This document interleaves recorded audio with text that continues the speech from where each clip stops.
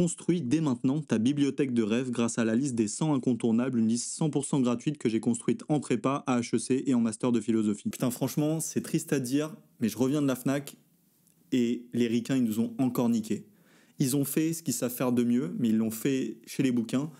Ils ont fait du marketing. Et voilà, j'ai vu que les 48 lois du pouvoir de Robert Greene, à savoir pas la plus grande pépite ni la plus grande lumière qui puisse exister dans le dev perso actuel, vient de taper les 2 millions de ventes aux États-Unis. Et en comparaison, la somme de tous les livres de philo ont peut-être pas tapé le million aux États-Unis. J'ai lu ça, ça m'a fait flipper parce que je rencontre encore des personnes qui pensent que pour se développer personnellement, il faut lire Robert Greene. Alors, on va se calmer les amis. Avec mon ami Michel aujourd'hui, on va essayer de vous montrer que c'est une énorme connerie et que leurs bouquins, les bouquins de dev perso qui font les meilleures ventes ne sont pas, par définition même, par leur structure même, par leur auteur même, par leurs chapitres même, ne sont pas faits pour vous apprendre à vous développer, ils sont juste faits pour vous prendre dans votre porte-monnaie. Voilà, on va taper ça maintenant et on va taper ça sur 2 des top ventes actuelles et on va voir comment, avec de vrais livres cette fois-ci, et même des livres français, vous allez pouvoir vraiment vous développer et vous développer pour votre vie et arrêter d'enrichir des ricains qui s'en contrefoutent de votre développement intellectuel. Comme d'hab, et je ne sais pas si vous êtes d'accord avec moi, dès que je regarde les États-Unis et nous, Français, même Européens, Occidentaux, la grande différence que je vois, c'est souvent une différence d'humilité. Je ne sais pas si vous êtes d'accord, mais putain, quand tu vois les ricains, que ce soit les monstres de la tech, les grands politiciens, les grands écrivains, etc., tu sens qu'ils ont une conviction en eux-mêmes, une confiance en eux qui devient une surconfiance. Et typiquement, je trouve que la beauté, en tout cas moi que je trouve chez les Français, ceux que je connais le plus, et ce que j'aime le plus, c'est vraiment cette espèce d'effet inverse où on se chie littéralement dessus parce qu'on est français et qu'on a ça dans notre sang. Le truc, c'est que quand il s'agit de vivre, d'entreprendre, etc., c'est clair que la confiance en soi, ça peut aider. Le truc, c'est que quand il s'agit de penser, ça, là, précisément là, ça a l'effet inverse. Et précisément, avoir l'humilité que peut avoir un Michel de Montaigne comparé à un Jordan Peterson, c'est-à-dire les 2 bouquins dont aujourd'hui on va commencer par faire le duel, et vous allez voir en quoi, sur des scènes, sur des chapitres bien précis, en fait, ça change complètement tout. Sauf que le lecteur qui va lire Peterson et qui ne va pas lire Montaigne va se dire « Ah ok, c'est ça que de penser, c'est ça que de bien vivre, c'est comme ça que je dois développer ma vie. » Typiquement, je vais commencer par le chapitre que j'ai pu zioter du coup tout à l'heure à la Fnac, où on a ce beau Jordan Peterson qui nous dit « Mais ok, en fait, il va comparer les homards. » Je sais pas pourquoi il s'est lancé dans son délire un peu Ushuaïa. Mais... Et en fait, il t'explique qu'en partant de la biologie des homards, il faut, pour être un grand homme, se tenir droit. Typiquement ce que je ne fais pas depuis le début de cette vidéo. Et il nous explique qu'en fait, un grand homme, un homme qui sait maintenir sa vie, c'est un homme qui se tient droit. Ok, j'aime bien ce narratif, c'est vrai que ça évite de se bousiller les vertèbres. Ok, c'est sympa. Prenons la différence et le pendant un petit peu inverse de quelqu'un qui va te donner une règle de vie, mais pas vraiment sous la forme d'une règle de vie comme ça, genre en mode « Tiens, regarde les homards, tiens, tu devrais faire comme les homards ». On va faire la même chose chez Michel de Montaigne. Michel de Montaigne qui, quand il écrit au début du XVIe, regarde un petit peu d'un œil assez lointain de la France la colonisation qui est en train de se faire outre-Atlantique, et qui dit « Mais pourquoi est-ce qu'on considère ces personnes comme des sauvages ?» alors qu'on appelle par exemple des fruits qu'on est en train de découvrir aussi des sauvages. Et il pose simplement cette petite réflexion parmi la centaine de réflexions qui doivent se faire dans les essais. On voit juste là toute la différence. D'un côté, on a un Peterson qui déjà dans le titre de son bouquin nous dit « Les gars, pour bien vivre votre vie, il y a 12 règles à suivre. » Et une des 12 règles, c'est on la tire des homards. Ok. Chez Montaigne, à la différence, on ne va pas vous donner le poisson. On va vous apprendre à pêcher. Même pas ça. On vous montre quelqu'un qui est en train de pêcher et qui parfois réussit à avoir un poisson et parfois ne réussit pas à l'avoir. La différence peut sembler minime, je ne sais même pas si j'arrive à l'exprimer. Peut-être que je suis trop débile ou j'arrive pas vraiment à assez exprimer cette différence, mais pourtant tout est là. Tout est là. Tout est là, pourquoi ? Parce que apprendre une leçon de vie à travers un livre ne se fait qu'à travers un processus d'identification à ce que l'auteur a écrit dans ce bouquin. Je m'explique. Peterson vous dit, putain, regarde les homards, ils se tiennent droit quand ils voient une gonzesse homard, je sais pas du tout comment ça s'appelle, dans l'océan. Donc, mec, si tu veux bien tenir ta vie, apprends à te tenir droit et t'auras plein de gonzesses. Le genre de réflexion idiote que Jordan Peterson peut essayer d'intellectualiser, alors qu'on sait très bien que la plupart des gens qui le suivent, c'est un peu des mecs en quête de masculinité. Ok, ça on garde ça. Mais le truc c'est que qu'est-ce qui va me pousser, moi, en tant que lecteur, quand je vais lire ça, à terminer le bouquin de Peterson et à me dire « Ah bah putain, c'est vrai que si les homards le font, Thomas, ce serait bien quand même que tu te tiennes droit, etc. etc. » Alors moi, personnellement, ça colle pas. Pourquoi ? Parce que précisément, pendant ma session de lecture, la propension que j'aurai à appliquer un principe vient de l'intensité de mon identification au mec qui me la donne. Si c'est Peterson qui me dit « Regarde, c'est les homards qui font ça », bah, ça me chauffe pas trop. Par contre, si je vois un Michel de Montaigne qui applique ce principe de vie, à savoir le fait de se dire « Mais pourquoi est-ce que je juge des gens être des sauvages ? Qu'est-ce que ça veut dire sauvage ? Qu'est-ce qui me permet, moi, de les désigner eux comme sauvages ?» Et qui fait cette réflexion d'un mec qui pense vraiment et qui écrit précisément ce que lui est en train de penser et le processus de pensée qui vient faire découler un petit peu cette leçon qu'on pourrait avoir de cet extrait de Montaigne sur les cannibales, à savoir l'idée de se dire est-ce que je ne dois pas un petit peu me poser la question de qui je suis pour juger les autres, typiquement. Eh ben, vous voyez, juste là, on a la différence. Juste là, on a une différence fondamentale de pourquoi lire les essais de Montaigne va vous faire changer votre vie, parce que vous voyez un mec appliquer ses principes, à la différence de ce que vous pouvez trouver chez Peterson. Et ce qui est assez intéressant, et je m'en suis rendu compte hier en écrivant cette vidéo, c'est que dès la préface qui a été faite dans cette collection bouquin par Michel Onfray, donc deux Michel rassemblés au même endroit, si c'est pas beau ça, le titre de sa préface, c'est « Lire encore et relire Montaigne ». C'est ça, enfin ce qui est assez cool, c'est qu'on se rejoint avec mon cher Michel, enfin même les deux Michel, c'est précisément l'idée selon laquelle, à la différence de Peterson, Montaigne, quand vous allez vous lancer dans Montaigne, et vous n'êtes pas obligé de tout lire, arrêtez de croire ça, allez lire certains chapitres qui vous intéressent, et bien précisément, Montaigne, comme le disait d'ailleurs Antoine Compagnon, qui est quand même le directeur de la littérature au Collège de France, dit qu'en fait Montaigne c'est un petit peu ça, c'est un petit peu cette espèce d'ami qu'on va avoir, d'un ami vraiment brillant, présent, qui va non seulement vous partager son expérience de vie, mais vous expliquer à quel point lui, il a galéré avec certains principes, à quel point il a réussi ou compris après 40 années d'expérience à comprendre qu'en fait, ah bah c'est ça qu'il faut faire, mais il va vous expliquer tout son chemin. Il va l'expliquer en vous montrant ses faiblesses, les points où il a été égoïste, idiot, où il a pensé ça alors qu'en fait il fallait penser ça.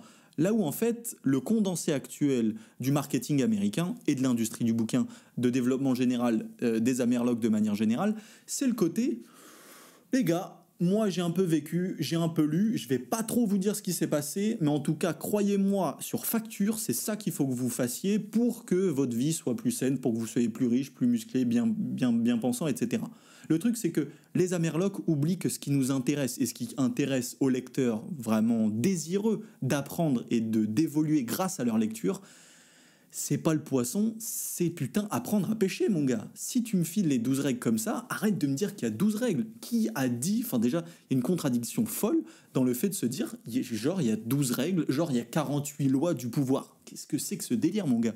Non, le pouvoir, les règles d'une vie s'apprennent notamment à travers la lecture, avec des gens qui vivent et qui te traduisent leur vécu et qui en font des leçons. C'est ça qui est très intéressant, et je trouve que les essais de Michel de Montaigne sont radicalement meilleurs et expliquent cette différence fondamentale entre deux écrits de développement personnel, l'un étant à mon sens du mauvais développement personnel, l'autre étant de la magnifique philosophie. Je vous le dis, la vidéo elle m'est venue parce que tout à l'heure à la FNAC, quand je suis passé dans ce putain de rayon de développement perso-philosophie, déjà je sais pas pourquoi il est foutu à côté, il y a une mamie qui est passée devant justement les 48 lois de la force ou de la je ne sais plus quoi, et qui a dit, je l'ai vu regarder la première de couve et dire,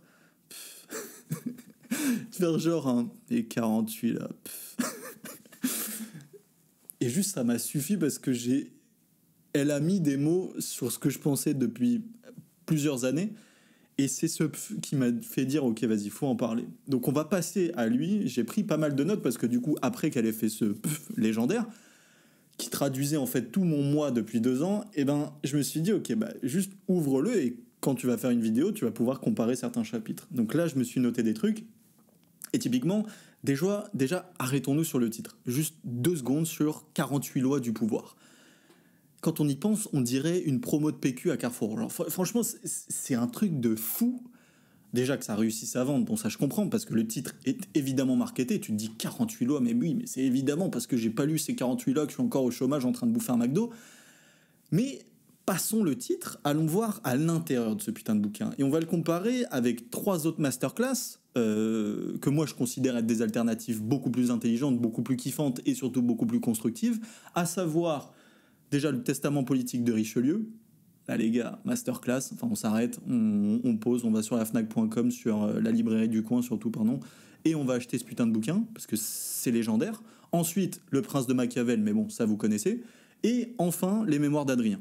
Je passe une grosse bise à Marguerite Yourcenar, parce que c'est une légende, et parce que c'est elle qui m'a fait rentrer dans cette espèce de roman biographie vraiment excellent. Maintenant, on va comparer, donc là je suis désolé, c'est un 1v3, mais on va comparer certains chapitres et voir, genre, c'est quoi ce délire. Alors, la première loi de Robert Greene, pour ceux qui n'ont jamais ouvert, et vous avez bien, vous avez bien fait, c'est ne surpasser jamais le maître. Alright, ok. Et il nous prend l'exemple, parce que les ricains, vous remarquerez que tous les bouquins de dev perso des ricains, c'est je prends une histoire d'un mec du passé. Typiquement, là, ce qu'il va nous faire, c'est Nicolas Fouquet. Il va prendre l'exemple chez nous. Ok, mon gars. Il va faire son histoire. Donc là, il a rien à faire comme travail théorique, travail historique, etc. Il retape une histoire, limite comme si ChatGPT l'avait écrit. Et en gros, il te détaille une scène d'un de ces mecs-là. Et à la fin, il va te dire, la morale, c'est que ne surpasse jamais le maître. Ok, mon gars. Ok. Et vous remarquez que tous les devs perso américains, c'est ça. Pourquoi ? Parce que précisément, c'est un style hyper des temps modernes. C'est le zeitgeist. C'est vraiment ce côté, c'est un short. C'est-à-dire qu'on raconte une histoire, on va te dire, ok, t'as tel personnage, il a tel problème, hop, il a fait ça, les péripéties, et comme ça, le lecteur est tenu en haleine, mais naturellement, par la structure du récit. Sauf que il s'en contrefou de savoir que le lecteur va vraiment apprendre à travers l'histoire qu'il donne. Non. Lui, ce qui l'intéresse, c'est que déjà que tu l'achètes, et qu'en plus, tu te tapes chaque histoire, que tu restes un petit peu comme ces shorts YouTube où tu te dis hey, vous voulez connaître les 5 lois qui m'ont permis de devenir multimilliardaire ? Bref, tu te dis putain les gars, ils ont fait ça mais en bouquin. Et ça marche. Comparons ça. Nicolas Fouquet qui nous dit oh là là, en organisant une somptueuse fête pour Louis XIV, donc le roi de l'époque, en fait, il est devenu une menace parce que, en organisant la fête à la place du roi, en fait, ce que ça a fait, c'est que le roi Louis XIV s'est complètement vénère et qu'il a voulu buter Fouquet. Ok, très intéressant, et donc vous ne devez pas surpasser votre maître. Ok. Ce qui est très intéressant, c'est que si on compare ça à Richelieu et à Machiavel, on voit toute la différence. Pourquoi ? Parce que quand on va lire le testament politique de Richelieu, donc typiquement quelqu'un qui a été à cette place du cardinal, à la place la plus puissante que vous pouvez un peu voir comme si c'était le bras armé du roi à l'époque, Richelieu, lui, a vécu ça. Le truc, c'est que Robert Greene, lui, n'a pas vécu ça. Il a lu des bouquins d'histoire peut-être, il a lu l'histoire de Nicolas Fouquet et il s'est dit « Ah bah tiens, ça va être sympa que je prenne cette histoire, comme ça je vais leur balancer cette loi. » Mais ça n'a rien à voir avec quelqu'un qui a vraiment vécu ce genre de truc et qui te dit comment ça s'est passé quand lui y était.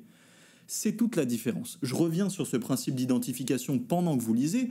Chaque lecteur, les gars, les meufs, bref, vous me comprenez, quand vous êtes face à un bouquin, vous devez être, si vous faites de la lecture intelligente, si vous voulez être actif, en dialogue avec l'auteur.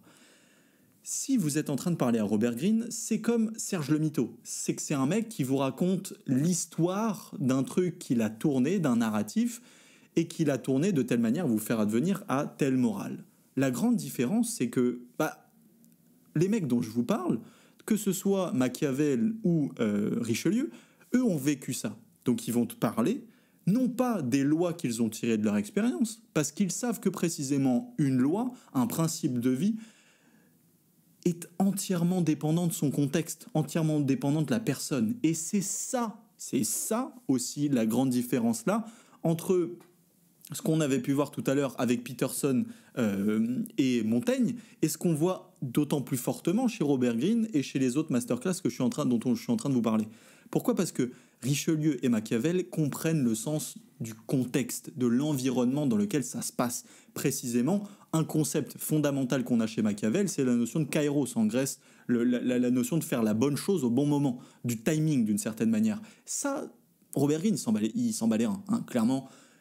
Il te dit des lois qui sont un petit peu intemporelles, qui ne dépendent pas d'un contexte et que, sous prétexte que lui les a dit et qui t'a donné l'histoire d'un mec, tu dois l'appliquer et c'est comme ça que ça s'applique. Yourcenar a fait ce travail de biographie qui, à la différence de Robert Greene, n'a pas du tout la même portée. Elle a imaginé ce qu'un empereur pouvait vivre, pouvait se dire lui-même face à l'expérience de sa vie, aux vraies expériences de sa vie, typiquement quand il est face à la guerre, quand il est face à la mort, et de simuler, d'imaginer un petit peu à la manière de ce que peut faire Platon.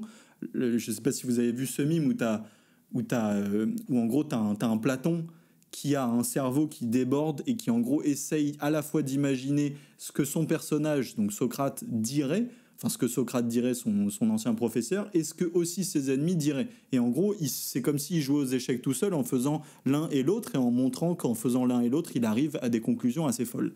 Et donc précisément, Yourcenar, elle fait ça. Elle fait ce travail de réflexion, d'imagination qui va lui permettre d'aboutir à une vraie pensée, d'aboutir à des principes, mais d'expérience, de quelqu'un qui va vivre ces principes par l'expérience.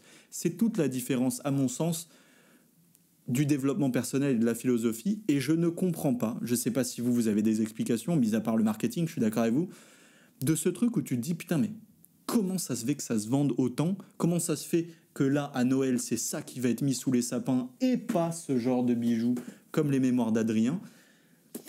Ce truc, ça m'a ouvert au roman, ça m'a ouvert à la biographie, ça m'a ouvert à la philosophie de manière générale, au stoïcisme d'autant plus, alors même que c'est alors même que c'est une biographie imaginée. Voilà. Si vous avez aussi d'autres bouquins de dev perso où vous avez des alternatives, partagez-les en commentaire. Enfin, s'il y a des gens qui passent par là et qui allaient passer sur ces bouquins de dev perso, proposez-leur des alternatives saines, viables, s'il vous plaît.